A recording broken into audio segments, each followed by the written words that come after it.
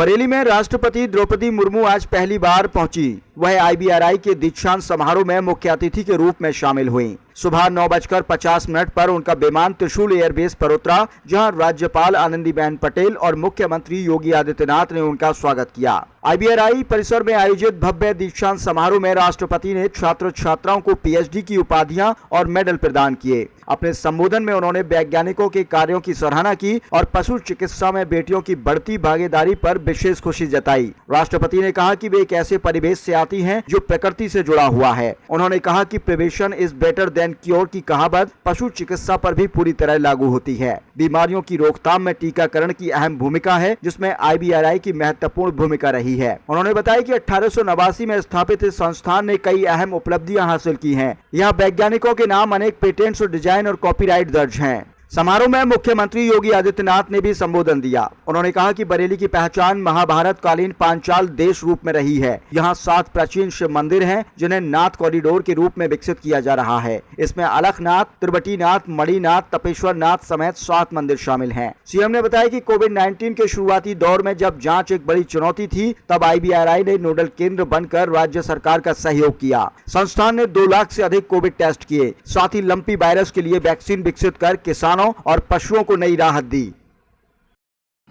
इस दीक्षांत समारोह में उपस्थित उत्तर प्रदेश की राज्यपाल श्रीमती आनंदीबेन पटेल जी, मुख्यमंत्री योगी आदित्यनाथ जी, केंद्रीय कृषि एवं किसान कल्याण और ग्रामीण विकास मंत्री श्री शिवराज सिंह चौहान जी, झारखंड के राज्यपाल श्री संतोष कुमार गंगवार जी, केंद्रीय कृषि एवं किसान कल्याण राज्य मंत्री श्री भागीरथ चौधरी जी, सचिव डीआर एवं महानिदेशक आईसीएआर डॉक्टर मांगीलाल जाट जी, इस संस्थान के निदेशक डॉक्टर त्रिवेणी दत्त जी, शिक्षकगण, कर्मचारीगण, छात्र छात्रा और अभिभावकगण, देवियों और स्वजनों, प्रिय विद्यार्थियों, देवियों और स्वजनों, पशु स्वास्थ्य और कल्याण से जुड़े इस ऐतिहासिक संस्थान में आप सबके बीच उपस्थित होकर मैं हार्दिक प्रसन्नता हो रही हूँ। मैं इस संस्थान से जुड़ी सभी पूर्व एवं वर्तमान शिक्षकों और शोधकर्ताओं को पशु चिकित्सा अनुसंधान में योगदान देने के लिए सराहना करती हूँ।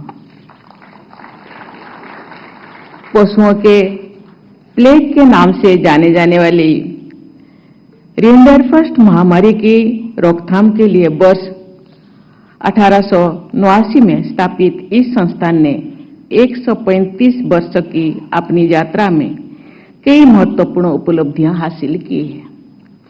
इस संस्थान के वैज्ञानिकों द्वारा किए गए शोध कार्यों का प्रमाण इस संस्थान के नाम दर्ज अनेक पेटेंट्स, डिजाइन्स और कॉपीराइट्स में है।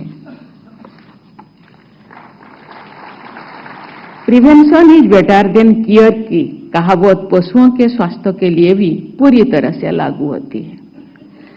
बीमारियों की रोकथाम में टीकाकरण की अहम भूमिका है।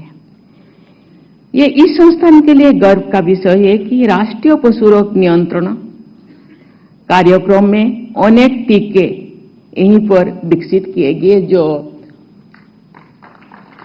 मेरे पूर्व यहाँ के मुख्यमंत्री ने हम सबके सामने बातों को रखा। देवियों और स्वजनों,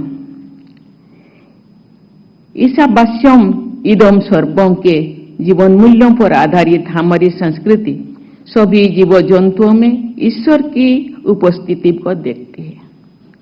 पशुओं से हमारे देवताओं और ऋषि मुनियों का संवाद होता है। ये मान्यता भी उसी सोच पर आधारित है। भगवान के कई अवतार भी इसी विशिष्ट श्रेणी में है।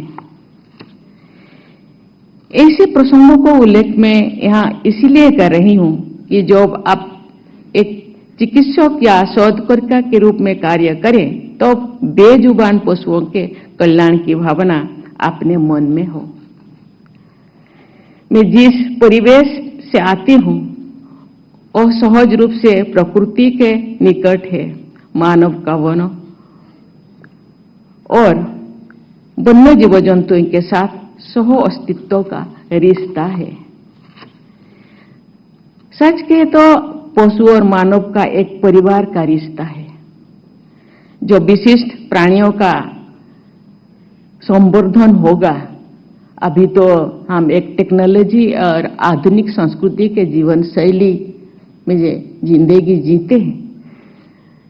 जब हम छोटे थे या पूर्व में, अभी टेक्नोलॉजी का कोई साधन नहीं था, पशु ही हम लोगों का साधन और वही हम लोगों का बोल थे किसानों का। पशु के बिना किसान आगे नहीं बढ़ सकता, हाथ से काम नहीं कर सकता।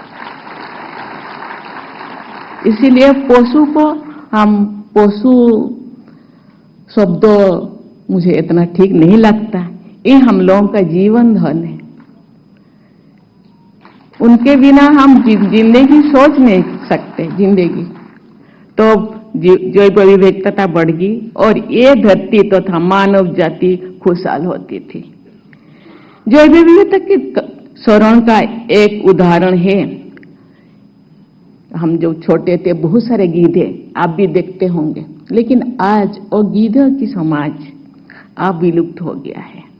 मुझे लगता है गीधों के विलुप्त प्राय होने के पीछे पशु चिकित्सा में इस्तेमाल होने वाले रासायनिक दवाओं की भी भूमिका होनी चाहिए। बहुत सारे भूमिकाओं में से, बहुत सारे रीजन में से, बहुत सारे कारण में से ये भी एक कारण है।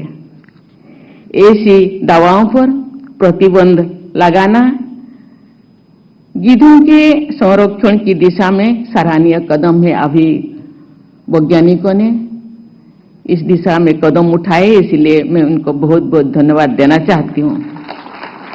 और भी कोई प्रजातियां या तो विलुप्त हो गई है या विलुप्त होने पर कगार पे है। इन प्रजातियों का संरक्षण पर्यावरण संतुलन के लिए बहुत ही आवश्यक है। भारतीय पशु चिकित्सा अनुसंधान संस्थान जैसे संस्थाओं से मेरी अपील है कि वे जैव विविधता को बढ़ाने में अग्रणी भूमिका निभाएं और आदर्श प्रस्तुत करें। मैं आज उपाधि और पदक प्राप्त करने वाली सभी विद्यार्थियों को बहुत बहुत बधाई देती हूँ। इस सफलता में योगदान देने वाले आपके शिक्षकों, परिवारजनों और अभिभावकों को भी शुभकामनाएं प्रेषित करती हूँ। आज पदक प्राप्त करने वाले विद्यार्थियों में छात्राओं की बड़ी संख्या देखकर मुझे गर्व हो रहा है कि बेटियां अन्य क्षेत्र की तरह पशु चिकित्सा क्षेत्रों में भी आगे आ रही है। ये बहुत ही शुभ संकेत है। जिस चीज की हम लोगों के गवर्नर ने हम लोगों के सामने रखे कि महिलाएं भी आगे जा रही, क्योंकि जो गुहाल का काम करते थे, केटल शेड का गांव में काम करते हैं, कौन काम करते हैं? माँ, बहन। गायों को सेवा कौन करते थे? माँ बहन करते थे, क्योंकि गायों से या पशुओं से जुड़ाव माताओं बहनों का ज्यादा है। इसलिए माता बहनें, हमारे यहाँ जमीन में भी काम ज्यादा बहनें काम करते हैं, माताएं काम करते हैं आज भी। इसीलिए इस क्षेत्र में बेटियों का जुड़ाव मुझे बहुत अच्छा लगा। बहुत बहुत धन्यवाद देना चाहती हूँ। प्यारे विद्यार्थियों, आप सब ने निरीह और बेजुबान पशुओं की चिकित्सा और कल्याण के क्षेत्र को अपने करियर के रूप में चुना है। मैं चाहती हूं कि आपके इस चुनाव के पीछे सर्वे भवन्तु सुखिनः सर्वे सन्तु निरामया की भारतीय सोच का भी योगदान रहा है। आपके संस्थान का ध्येय वाक्य है सत्यात् संजायते ज्ञानम, जिसका भावार्थ है सत्य गुण से ज्ञान की प्राप्ति होती है। मुझे विश्वास है कि इसी भावना के साथ आपके यहाँ पर शिक्षा प्राप्त की होगी और भविष्य में भी इसी मूल भावना के साथ कार्य करते रहेंगे।